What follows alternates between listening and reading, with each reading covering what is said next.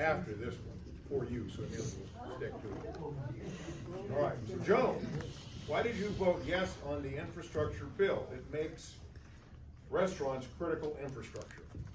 Yeah, I was fooled. I'll tell you what happened. When the bill came to committee, I had some questions about it. First of all, regarding Second Amendment rights, because there seemed to be a way to arrest someone on a trespass charge if they had a firearm with them. And I was advised that the way the bill was written, it did not cause a violation of Second Amendment rights. We had about 10 minutes to read the bill. It was a 4-page bill. It was a 4-page bill. We had about 10 minutes to read the bill. And that was the first objection that came to me. So it seemed as though the idea of protecting critical infrastructure was a good idea. We just talked about that a few minutes ago. And it is a very good idea. But this is a lousy bill.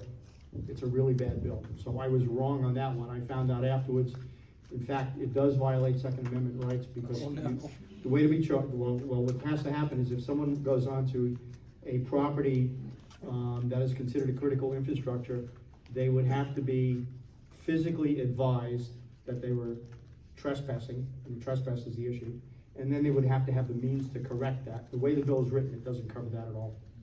So that was a big problem, and I did not understand that issue until later. So I was wrong, simple as that. Thank you. That's the honest answer we're looking for. And that's what you get with me, honesty. Okay. And now, part B. And well, I wanted to tag on to the critical infrastructure because if you were involved in the Second Amendment, you have heard about the Brewing case back in New York, how the Supreme Court ruled on that. And I know it's amazing, but the state of New York didn't like that, and they're doing everything they can to get around it. And one of those was talking about critical infrastructure. They wanted to make Times Square and all a large surrounding area, they wanted to make it critical infrastructure, so you could not carry concealed. Well, that's going back up the line. So yeah, and you know, the other issue with this bill was that it did not narrowly define what critical infrastructure is. So one of the things that could happen is that if somebody were to burn down a 7-Eleven, that could be critical infrastructure because it defined food production and distribution as critical infrastructure. Well, any store is involved in food distribution. So it's far too loosely defined. So that bill is effectively dead, and it is going to come back in some other form. I will read it much more closely, give a little more time next time.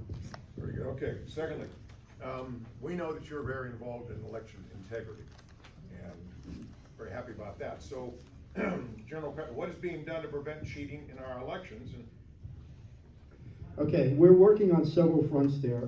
Myself and several other folks in the House are working to get several bills through. So the first one that's coming through is going, well, we talked about Zuckerbucks.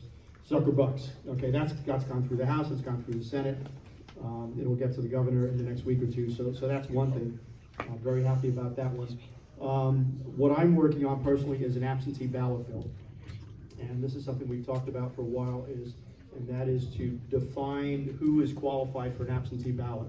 And I will tell you that the issue is much more complicated than I thought it was.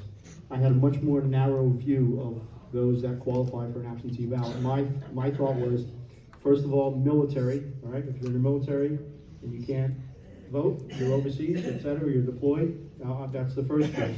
The second one is if you're in a hospital. Obviously, you can't vote if you're in a hospital. But I have found out that, and of course, working is another issue. For example, if you're in police or fire, you're on a 24-hour shift or a 12-hour shift, you can't get out and vote, okay, that should qualify for an absentee ballot. But I have found out in the last couple of weeks that there are districts in our state where a physical polling location is not available or not readily available. So you might be 200 or 300 miles from a polling station. Yes, that's true. That's true. I have talked with several clerks.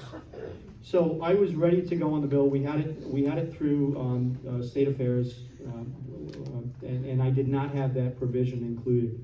So I've taken the bill back, and that is now included in the bill, and that will get to State Affairs in the next couple of days, and we will get it through State Affairs to allow for those people that physically can't get there because it's too far away.